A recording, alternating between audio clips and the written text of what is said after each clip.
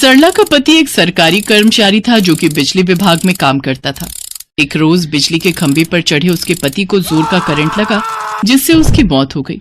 उसके मरने के बाद सरला को पेंशन लग गई, जिससे उसने अपने दोनों बेटों की परवरिश की। अपने दोनों बेटों को पढ़ा लिखा कर उसने दोनों की शादी कर दी। सरला अब 60 साल की हो चुकी थी। उसके दोनों बेटों की घर गृहस्थी भी बस चुकी थी। वो सब एक साथ जॉइंट फैमिली में रहते थे, लेकिन घर का सारा राशन पानी सरला की पेंशन से ही आता था।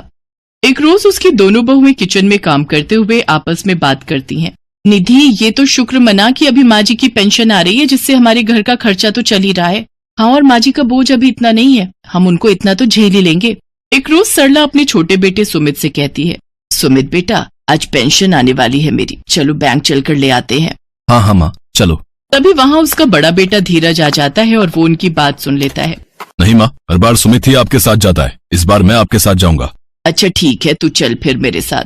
धीरज के लालच को सरला उसका प्यार समझ लेती है और वो धीरज के साथ पेंशन लेने चली जाती है। लेकिन कुछ देर बाद दोनों उतरा हुआ मुंह लेकर वापस आ जाते हैं, जिसे देख मीनाक्षी अपने पति धीरज से पूछती है, अरे क्या हुआ, तुम्हारा मुंह क्यों उतरा हुआ है? माँ की पेंशन बंद हो गई और क्या। लेकिन क्यों? उम्र के हिसाब से माँ के अंगूठे का निशान मैच नहीं कर रहा और साइन करना माँ को आता नहीं, तो बैंक वाले ने कहा कि टाइम लगेगा। ये बात सुनकर दोनों देवरानी जेठानी का मुंह भी उतर जाता है। पता नहीं निधि माँ जी की पेंशन अब कब आएगी, और ये भी पता नहीं कि आएगी भी या नहीं। मैं तो कहती हूँ अब माँ जी का खाना खुराक कम कर देते हैं, भला क्यों फालतू का पैसा खर्च करना। अब तो लगता है उन्हें बिना पैसों के ही पालना पड़ेगा। ये तो तूने 100% सच कहा।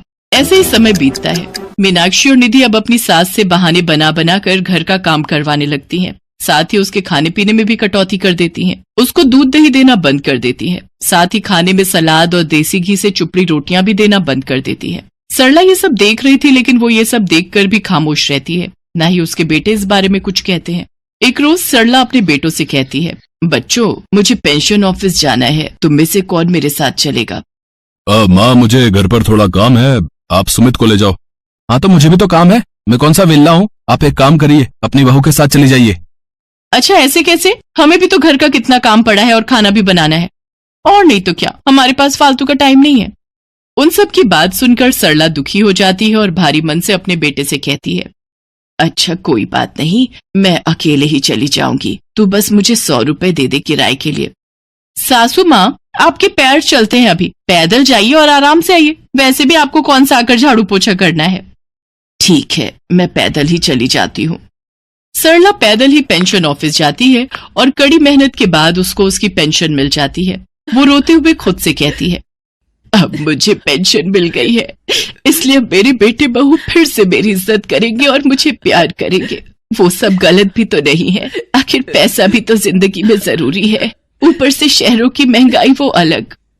तभी एक औरत उससे कहती है, कब तक तुम यूं ही खुद को दिलासा देती रहोगी? ये तो तुम्हारी पेंशन है जिस वजह से वो तुम्हें रख रहे हैं, नहीं तो तुम उनके लिए मिट्टी की धूल हो। और मेरी बात पर यकीन ना हो तो घर जाकर झूठ बोल देना कि पेंशन नहीं मिली, फिर देखो तमाशा।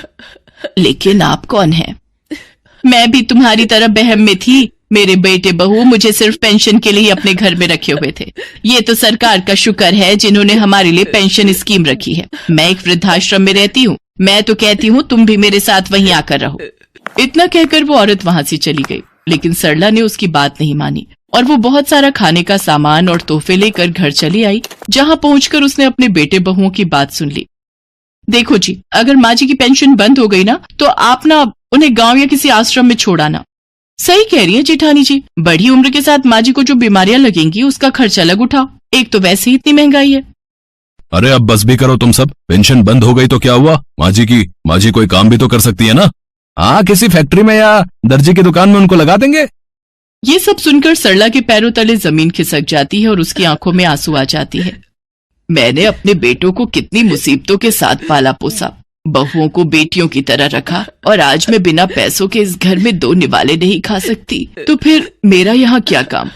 सरला वो सब सामान वहीं दरवाजे पर छोड़कर वहां से हमेशा हमेशा के लिए चली जाती है। लेकिन उनके बेटे बहू ये बात भूल जाते हैं कि कर्म भी बड़ी चीज होती है। जैसा कर्म वो करेंगे वैसा ही उनको भोगना होगा।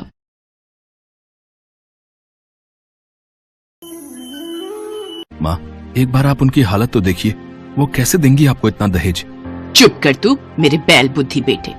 हाँ, तो बहन जी, मैं कह रही थी कि आपकी बेटी वैसे तो रूप की धनी है, लेकिन अगर कोई लड़की अपनी शादी में दहेज ना दे तो उसकी समाज में कोई इज्जत नहीं रहती। वैसे हमारे घर में किसी चीज की कोई कमी नहीं है, खूब सारी खेती बाड़ी, कई बीघा जमीन है, धन धान्य से भरा हुआ है मेरा घर। लेकिन आप जो भी दहेज में देंगी उस पर तो आपकी बेटी ही राज करेगी ना। जी, वैसे तो मैं आपको सर्वगुण संपन्न अपनी इकलौती बेटी सौंप रही हूँ, लेकिन फिर भी आप चाहती हैं तो बताइए क्या मांग है आपकी। ज्यादा कुछ नहीं, बस 3 लाख नगद, एक मोटरसाइकिल और हमारे लिए सोने की चेन, और साथ में हमारे सभी रिश्तेदारों के लिए कपड़े। बस, इससे ज्यादा हमें कुछ नहीं चाहिए। बेचारी गरीब आशा अपनी बेटी रजनी को बड़े घर में भेजने के सपने बुनने लगती है, लेकिन शकुंतला की बातें सुनकर वो परेशान हो जाती है। लेकिन फिर अपनी बेटी को बड़े घर में जाते देख वो उनकी शर्त मान लेती है। इसके बाद शकुंतला रिश्ता पक्का कर अपने बेटे के साथ वहाँ से चली जाती है। माँ, कहाँ से लाएंगी आप इतना दहेज? क्या जरूरत थी उनकी शर्त मानने की? आज तक आप दूसरों के घरों में बर्तन मांझकर तो मुझे पाल रही हैं। हम खुद के लिए तो इस एक झोपड़ी के अलावा कुछ नहीं बना पाए, तो फिर कहाँ से लाएंगे हम इतना पैसा? तू बिल्कुल भी चिंता मत कर मेरी बच्ची, मैं नहीं चाहती जो दुख मैंने झेले वो तुझे भी झेलना पड़े।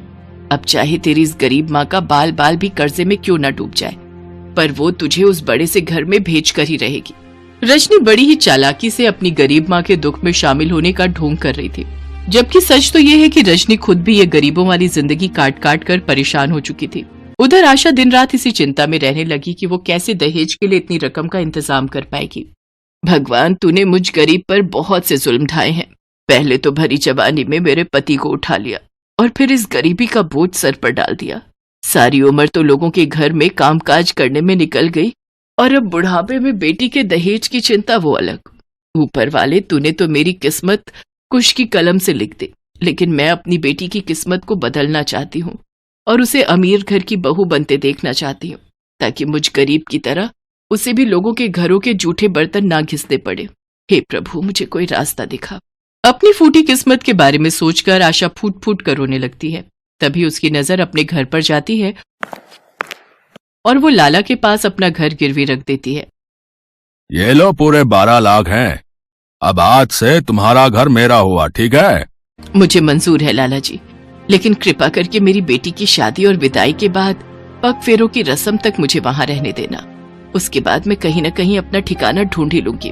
ठीक है, इसमें मुझे कोई आपत्ति नहीं। इसके बाद आशा 10 लाख रुपए शकुंतला को दहेज के लिए दे देती है और बाकी बचे 2 लाख से अपनी बेटी की शादी कर देती है। बेटी की विदाई के बाद आशा अपने घर को देखकर फूट फूट कर रोने लगती है। फिर अगले दिन एक शानदार महंगी गाड़ी उस गरीब की कुटिया के आगे रुकती है। अपने दिन बदलने के साथ साथ रजनी का स्वभाव भी एक दिन में ही बदल गया। मेरी बच्ची, तू आ गई।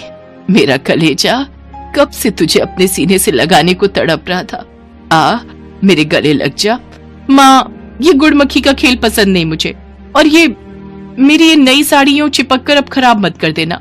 ये तुम अपनी माँ से किस तरह बात कर रही हो? रहने दीजिए दामाद जी, अब मेरी बेटी अमीर हो गई है तो शायद इसलिए वो अपनी माँ के उस गरीब आंचल को भूल गई जिसकी छावों में वो पली बड़ी हुई है। अपने एहसान गिनाना बंद करो माँ, वो सब करना तो आपका फर्ज था। गगन, अब तो मुझे इस छोटे से घर में घुटन हो रही है, चलिए अब यहाँ से। ये कहकर रजनी अपने पति के साथ वहाँ से चली जाती है। अपनी बेटी के इस रूखे बर्ताव से आशा का मन टूट जाता है और वो उदास होकर जमीन पर बैठ जाती है। तभी वहाँ लाला पहुँच जाता है। अरे अब चलो, उठो भी आशा देवी, अब तो तुम्हारी बेटी की विदाई भी हो गई और उसके पग फेरे भी। अब तो मेरा घर खाली करो। इस तरह बेचारी गरीब आशा को अपनी बेटी की शादी अमीर घर में करने के बदले में बुढ़ापे में वनवास भोगना पड़ता है। एक ही झटके में उसके सर से छत छिन जाती है और आशा को दर दर की ठोकरें खानी पड़ती है। वहीं दूसरी ओर रजनी अपनी गरीब माँ के दुख दर्द को भूलकर अमीरी के नशे में चूर होकर दिन रात पार्टियां करती है। देखो, ये मेरी नई ड्रेस कैसी लग रही है। पता है मेरा कब से मन था इस ड्रेस को खरीदने का, आज जाकर मैंने इसे खरीद लिया। और ये देखो, माँ जी ने अपने गोल्ड के इयररिंग्स भी दे दिए मुझे इसके साथ पहनने के लिए। अब एक बात पूछूं, क्या तुम्हें तुम्हारी माँ की बिल्कुल भी याद नहीं आती? उनका ख्याल नहीं आता? पग फेरे के बाद तुम एक बार भी उनको देखने नहीं गई? ओ प्लीज गगन, अब तुम फिर से मुझे ये ममता का लेक्चर देना शुरू मत कर देना। अब मैं दोबारा उस गरीबी के लम्हों को याद नहीं करना चाहती और न ही उस छोटे से घर में जाना चाहती हूँ। तुम जानती हो रजनी, तुम्हारी माँ ने तुम्हारी शादी अमीर घर में करने के लिए कितने दुख उठाए हैं। खुद भूखा रही होंगी, तब तुम्हारा पेट पाला होगा। बीमार होने पर भी लोगों के घरों में जाकर जूठे बर्तन धोए हैं। तुम्हारी पढ़ाई के लिए न जाने कैसे एक एक रुपया जोड़ा होगा। और फिर जब तुम बड़ी हुई तो तुम्हारी शादी करवाने के लिए उन्होंने अपने इकलौते सहारे अपने घर को भी गिरवी रख दिया। गगन के मुंह से ये बातें सुनकर रजनी टूट जाती है और वो रोने लगती है। माँ ने मेरी खुशियों के लिए कितना कुछ किया और मैं कभी ये सब देख ही नहीं पाई। और तो और मेरी खुशी के लिए उन्होंने बुढ़ापे की उम्र में अपने सिर से छत तक बेच दी। ना जाने अब वो किस हाल में होगी, भूखी प्यासी कहाँ भटक रही होगी। मुझे अपनी माँ को ढूंढना ही होगा। फिर रजनी अपने गांव पहुंचकर सभी के घरों का दरवाजा खटखटाकर अपनी माँ को ढूंढती है, लेकिन वो उसे कहीं नहीं मिली। गगन, मैंने अपनी माँ को सब जगह ढूंढा लेकिन वो मुझे कहीं नहीं मिली। मेरी माँ को बोलो ना वो जल्दी से मेरे पास आ जाए। उनकी बेटी उनको बहुत याद कर रही है। मैं उनके बिना नहीं रह सकती। संभालो अपने आप को रजनी, सब कुछ भगवान पर छोड़ दो। हे दुर्गा माँ, आज ये बेटी अपनी माँ से मिलने के लिए तड़प रही है। इस अभागी को अपनी माँ से मिला दे। मिला दे माँ, मिला दे। मैं अपने हाथों से प्रसाद बनाकर मंदिर में बांट कर आऊंगी माँ। इसके बाद रजनी अपने हाथों से हलवा बनाती है और मंदिर में बैठे भिखारियों को बांटने जाती है। मंदिर के बाहर बैठे भिखारियों में उसकी माँ आशा भी होती है। रजनी भिखारियों में हलवा और पैसे बांट रही होती है कि तभी वो एक बूढ़े भिखारी से कहती है, ये लो बाबा प्रसाद और ये कुछ पैसे, आपके काम आएंगे। सुखी रहो बेटी। बाबा, अब यह अभागन तभी सुखी हो पाएगी जब वो अपनी माँ से मिलेगी। दुर्गा माँ से मेरी माँ के मिलने की दुआ करो बाबा। दुर्गा माँ किसी को अपने दरबार से खाली नहीं जाने देती। आज वो तुम्हें जरूर अपनी माँ से मिलवाएंगी। उनकी ये सारी बातें उन भिखारियों के बीच बैठी आशा सुन लेती है। वो जैसे ही अपनी बेटी को अपनी ओर आता देखती है तो झट से अपने तन पर फटी मैली चादर से अपना चेहरा ढक लेती है। लेकिन तभी रजनी की नजर उस पर पड़ जाती है। माँ दुर्गा की कृपा से तुम मुझे मिल गई। माँ, मैंने तुम्हें कहाँ कहाँ नहीं ढूंढा। अपनी बेटी का घर बसाने के लिए माँ का खुद का घर छूट गया। अपनी स्वार्थी बेटी को माफ कर दो माँ। घर चलो माँ। घर तो चला गया बेटी, जो खोया है वो लौट आएगा माँ। अब चलो मेरे साथ। इसके बाद रजनी अपनी माँ को अपने घर ले जाती है और उसे अपने पास रखकर उसकी खूब सेवा पानी करती है। गगन भी आशा का एक बेटे की तरह ख्याल रखता है और उसकी हर जरूरत को पूरा करता है।